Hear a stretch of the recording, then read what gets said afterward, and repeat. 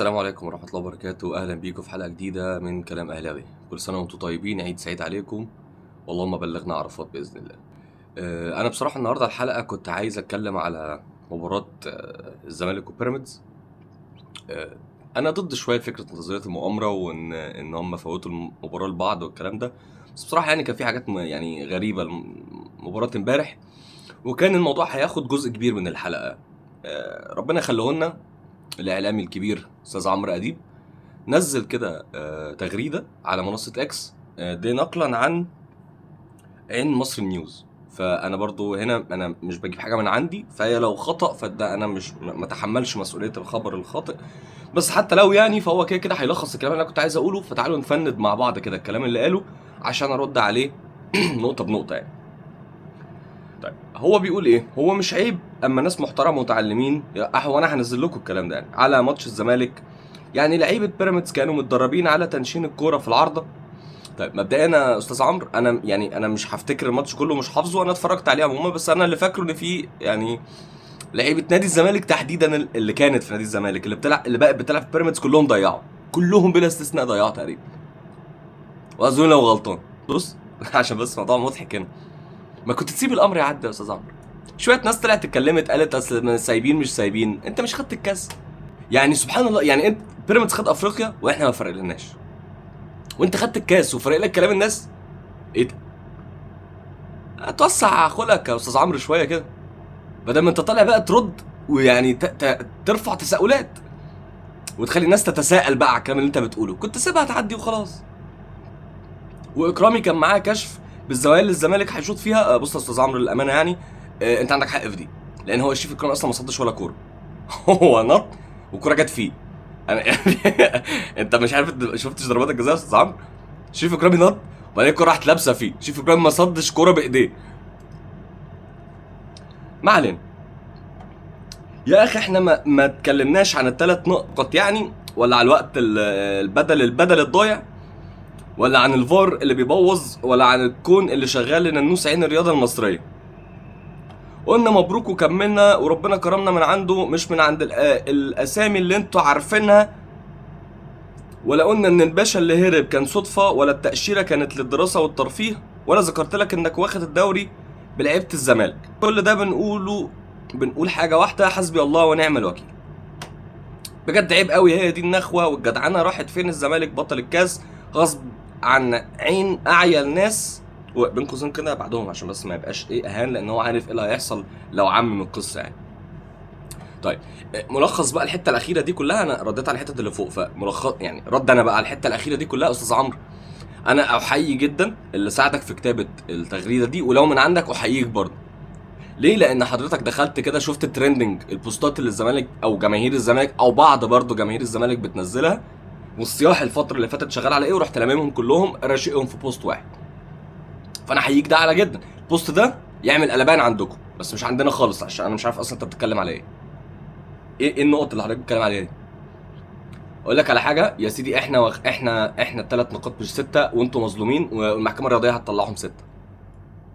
تمام حلو كده. طيب لو طلعتهم 3 يا استاذ عمرو، لو طلعتهم اعاده مباراه، وده اللي احنا بنتمناه، ده بجد بنتمناه من قلبنا عشان ننزل ناكلكم في الملعب، تمام؟ بس لو قالوا ان هم 3 مش 6 فعلا، ايه الرد؟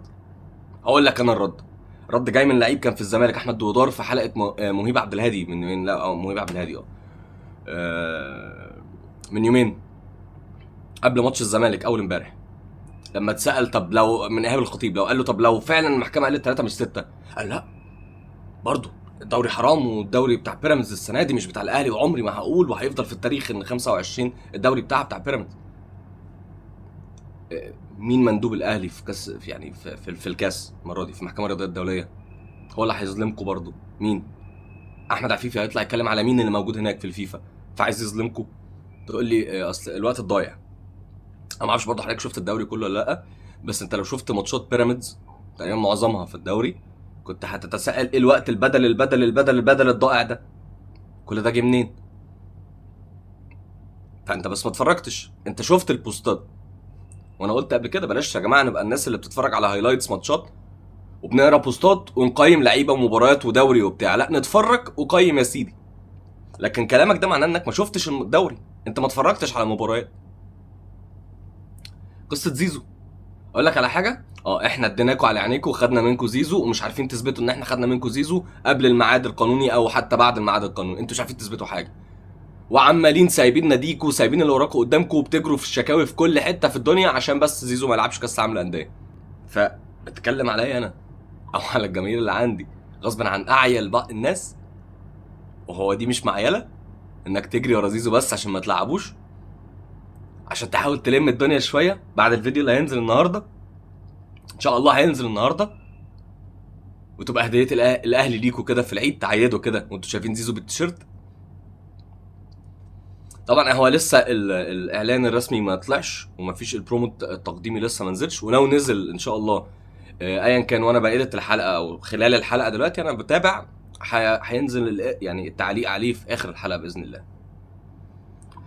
فمن الاخر كده يا استاذ عمرو، يعني انت لخصت لي وشكرا جدا ليك، تحياتي ليك والله العظيم على انك اديتني الهديه دي، انك نزلت لي كده بوست اعرف الخص بيه حدث مباراه امبارح يعني. ومش عايزين ننسى يا جماعه يعني، واستاذ عمرو ما تنساش ان انت من فتره مش فاكر كان احمد مرتضى منصور ولا امير مرتضى لما طلع في بودكاست وطلع روقك بتصريح كان حلو قوي بصراحه، لما قال لك ان هم كانوا قاعدين مع مستشار تركي الشيخ وكان بيقنع ساعتها مستشار مرتضى منصور بان هو يسيب تقريبا كان الشناوي ومش فاكر مين تاني كده وياخد فلوس وخلاص والدنيا مشيت على كده، وانت قعدت تقنعه وخلاص بقى ومشي الكلام ومش عارفه ايه وايه المشكله وايه يعني بتتكلم ليه على امام عاشور؟ قلت له بس انتوا واخدين الدوري بلعيبه الزمالك، احنا واخدينه بلعيبه الزمالك، وقبل كده قلتها وبقولها تاني، المتضرر يلجأ للقانون، ولو انت شايف انك متضرر يا سيدي وانت عالم كبير وقيمه وقامه، انصح بقى مجلس الاداره يمشوا ازاي في قانوني ويجيبوا حقوق النادي اللي انت شايفها راحت، وان احنا يعني واخدينها كلها. هنسيبنا بقى من القصص دي. احنا المطالب مننا الموسم الجاي، انا عارف ان لسه في كاس عالم الانديه ويعني ربنا يكرم الاهلي ان شاء الله فيه ونعمل نعمل حاجه تاريخيه غير مجرد ان احنا اول فريق مصري وصلنا له. عايزين نعدي دور المجموعات ونقدر نعملها، عندنا سكواد كويس، المدرب لسه ما شفناهوش، هنبان يعني مش هيبان قوي بس يعني ماتش باتشوكا برضه، اصل احنا لعبنا باتشوكا قبل كده فهنشوف يعني هيبان برضه العناوين كده، المدرب ده عنده فكره السكواد متظبط ولا لا والدنيا هتمشي ازاي. فخلاص هنسيب بقى كاس العالم للانديه، انا بقى اللي نفسي بجد يحصل السنه الجايه الموسم اللي جاي، انت بقى تنزل زمالك بيراميدز ايا كان بقى الفرق افريقيا، تنزل بقى ايه تاكل اخضر واليابس باللعيبه دي بالسكواد ده، تنزل السنه الجايه فاهم، مفيش بطوله ما تاخدهاش، عايز تاخد كاس رابطه اعمل كده موسم تاريخي ماشي، سكت دول شويه بعد كده اقعد بقى ريح، ما عندناش مشكله، وانتوا ويعني اعتقد جماهير الاهلي كلها تتفق معايا على القصص دي، احنا لا عمرنا همنا دوري ولا كاس، احنا دايما بنركز في المحافل العالميه، وكان في فتره من الفترات كان يقول لك يا سيدي دوري ايه اللي انت بتتكلم فيه اللي انت عايزنا ناخده، بس نلتحق بافريقيا وناخد كاس افريقيا، سيبك من الدوري عندنا منه كتير. دي عقليه الاهلاويه، بيكلمك دوري ايه من السنه اللي فاتت، كاس ايه يا سيدي، لا لا اركن الكاس وما نلعبوش سنتين، عندنا حاجات اهم، عايزين نشوف النادي الاهلي رافع حاجات تانية، وانتوا هنا فاكرين ان احنا همنا الزمالك هو اللي خد الكاس ولا بيراميدز اللي خد الكاس، يا سيدي ده خده ولا ده خده، المهم ان حد خده مش فارقه يعني معانا مين اللي خده. تمام، هنسيبنا بقى خلاص من القصص دي تماما، خلاص بقى عرفنا ان خلاص احمد رمضان بيكهام انضم او رجع تاني رسميا للنادي الاهلي، فيديو تقديم بن رمضان برضو شفناه في صياح الترجويه او يعني جماهير الترجي. يتبقى كده الصفقه اللي احنا مستنينها النهارده ان شاء الله، وهي زيزو يعني اول ما تتم اعلانها رسميا. بالنسبه بقى الناس اللي حرقها جامد، يعني حرقها جامد قوي، كلامي في الحلقه اللي فاتت على قصه رمضان صبحي وان انا بؤيد كابتن محمود الخطيب ان هو رفض كل المحاولات بان هو يرجع للنادي الاهلي مره اخرى، صياحك طرب والله العظيم، صياحكوا طرب قوي.